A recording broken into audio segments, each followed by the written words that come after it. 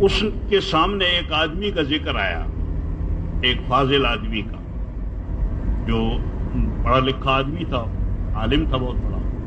اس کا ذکر آیا تو انہوں نے کہا کہ ہاں عالم تو بہت اچھے ہیں لیکن اخلاق ندارت، اخلاق نہیں رکھتے. ان کو کسی نے جا کے بتایا کہ فلاں آدمی نے آپ کے متعلق فلاں بزرگ نے کہا ہے کہ اخلاق ندارت. انہوں نے اخلاق پر ایک کتاب لکھ ڈالی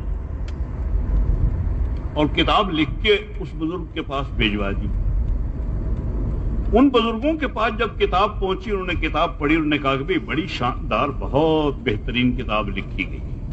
مصنف کا نام وام تھا نہیں. انہوں نے کہا بڑی اچھی کتاب ہے اخلاق.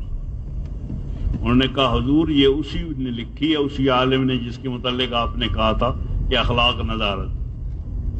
تو انہوں نے کہا کہ خیر وہ تو الگ بات ہے، ہم نے یہ نہیں کہا تھا کہ اخلاق ندانت، ہم نے تو کہا تھا اخلاق ندارت. ہم نے یہ نہیں کہا تھا کہ اخلاق جانتا نہیں، ہم نے تو یہ کہا تھا کہ اخلاق رکھتا نہیں. اخلاق جاننا الگ بات ہے، اخلاق رکھنا الگ بات ہے. اخلاق عملی چیز ہیں اور ان کو عملاً سیکھنا پڑتا ہے. اس سیکھنے کے لیے کہتے ہیں کہ اللہ کے لیے وقت لگاؤ، تو اللہ جل جلالہ جب اخلاق نصیب فرمائیں گے تو امت آپس میں جڑ جائے گی. The third thing by which this کوئی کسی کی عزت کو نقصان نہ پہنچائے. تو دوستو یہ عظیم سامان ہے امت کا آپس میں جڑ جانے کا. یہ نہیں ہو سکے گا کہ آپ غیبت بھی کرتے رہیں، جس کو قرآن کہتا ہے کہ یحب احدکم ان یاکل لحم اخیہ میتا فکرہتموہ.